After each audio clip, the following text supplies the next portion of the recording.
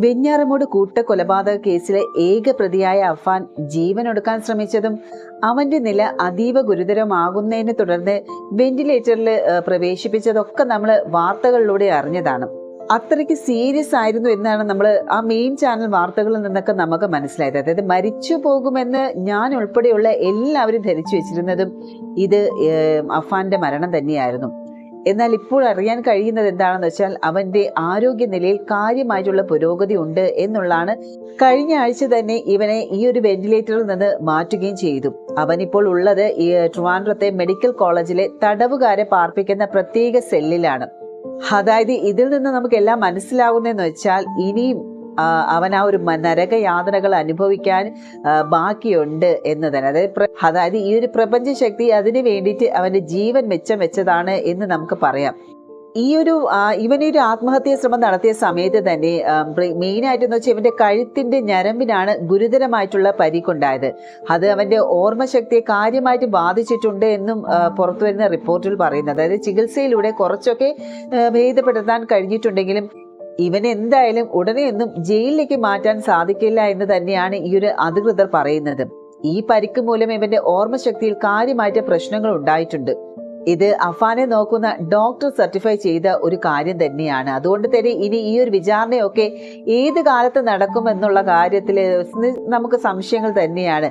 ഇനി അതൊക്കെ നടക്കുമോ എന്നതിൽ തന്നെ ഒരു ആശങ്ക തന്നെ ഉണ്ട്. കാരണം ഈ ഒരു അഫാനെതിരെ 3 കുറ്റപത്രങ്ങളാണ് പോലീസ് സമർപ്പിച്ചിട്ടുള്ളത്. അറിയാലോ അഫാന്റെ ഈ ഒരു ക്രൂര കൊലപാതകം, കൂട്ടക്കൊലപാതകം ഏതൊക്കെ രീതിയിലായിരുന്നു. അത് പ്രമാണിച്ചിട്ടുള്ള ഒരു 3 കുറ്റപത്രമാണ് ഈ ഒരു അഫാനെതിരെ കൊടുത്തിട്ടുള്ളത്. പക്ഷെ ഒന്നിലും എങ്ങും ഇപ്പോൾ ഒരു കാര്യവും നടക്കുന്നില്ല അതായത് ഒരു കാര്യവും ഒരിടത്തും എത്തുന്നില്ല എന്ന് തന്നെയാണ് ഇപ്പോൾ നമുക്ക് അറിയുന്നത്. കാരണം ഇവന്റെ ഈ ഒരു ജീവൻ എടുക്കാനുള്ള ശ്രമം തന്നെയാണ് അതിന് കാരണം എന്ന് നമുക്ക് വേണമെങ്കിൽ പറയാം. കാരണം ഇവ ഈ ഒരു അവസ്ഥയിൽ കിടക്കുന്നത് കൊണ്ട് ഈ ഒരു കാര്യം, ഈ ഒരു കേസിന് എത്ര നാൾ നീണ്ടുപോകും, അല്ലെങ്കിൽ ആ മരണപ്പെട്ട ആർക്കെങ്കിലും ഒരാൾക്കെങ്കിലും, അതായത് ഒരാളുടെ ജീവനെങ്കിലും നീതി കിട്ടുമെന്നുള്ള കാര്യത്തിൽ നമ്മുടെ ഒരു വിദൂര പ്രത്യാശ പോലും മാഞ്ഞു പോയിരിക്കുകയാണ്.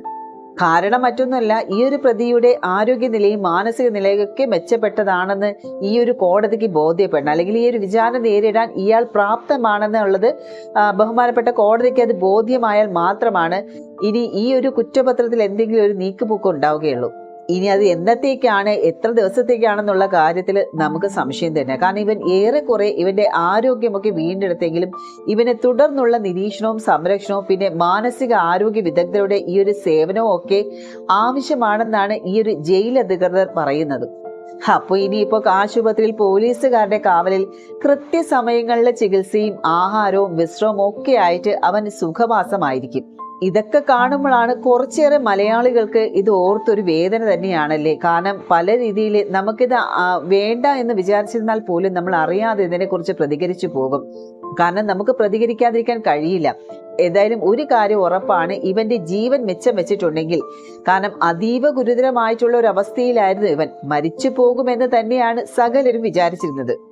കാരണം ഈ ഡോക്ടർമാർ അടിവരയിട്ട് പറഞ്ഞതാണ് ജീവിക്കാനുള്ള സാധ്യത വളരെ കുറവാണെന്ന്. ആ പറഞ്ഞിരുന്നതിൻ്റെ ഇടത്താണ് ഇവന്റെ ജീവൻ ഇപ്പോൾ മിച്ചം വെച്ചിട്ടുണ്ടെങ്കിൽ അവൻ ഇനിയും അനുഭവിക്കാനുണ്ട് എന്ന് തന്നെയാണ് അതിനൊരു ഉദാഹരണം.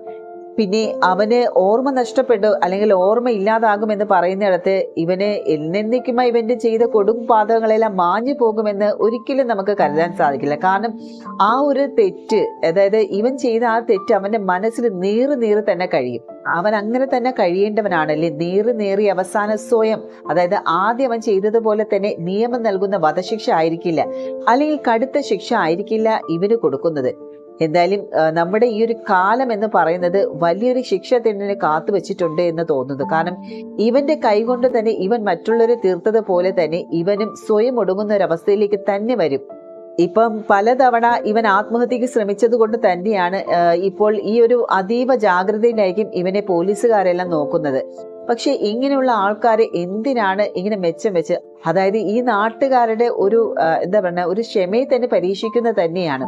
ഇവന്റെ കൈകൊണ്ട് തീർന്നു പോയ ആ ജീവനുകൾക്ക് സത്യം പറഞ്ഞാൽ നീതി നിഷേധിക്കുന്ന പോലെ തന്നെയാണ്.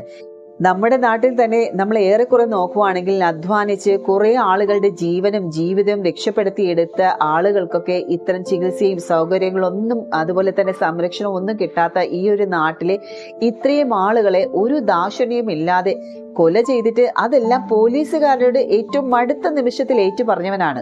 മാത്രമല്ല അതിനുശേഷം അവൻ ചെയ്ത തെറ്റിനെ ഓർത്ത് നീറി അതിന്റെ മനം നൊന്ത് അല്ലെങ്കിൽ ഒരു കുറ്റബോധത്തോടെ അല്ലെങ്കിലും ഇനി ജീവിച്ചിട്ട് കാര്യമില്ല എന്ന് ഓർത്ത് അവൻ ജീവൻ എടുക്കാൻ ശ്രമിച്ചു. അതും പരാജയപ്പെട്ട് അതും പോരാഞ്ഞിട്ട് അവനെ ആശുപത്രിയിൽ കൊണ്ടുപോയി രക്ഷിച്ചെടുത്ത് വെന്റിലേറ്ററിൽ നിന്ന് അവനെ പൂർണ്ണ ആരോഗ്യവാനാക്കി പുറത്തെടുക്കുന്ന രീതിയിലേക്ക് അവന് കിട്ടിയ ഒരു കരുതൽ, ആ ഒരു ട്രീറ്റ്മെന്റ്, പോലീസുകാർ ഉൾപ്പെടെ കൊടുത്ത ആ ഒരു സംരക്ഷണം, ഇതൊക്കെ കാണുമ്പോൾ വല്ലാത്തൊരു വേദന തന്നെയാണ്.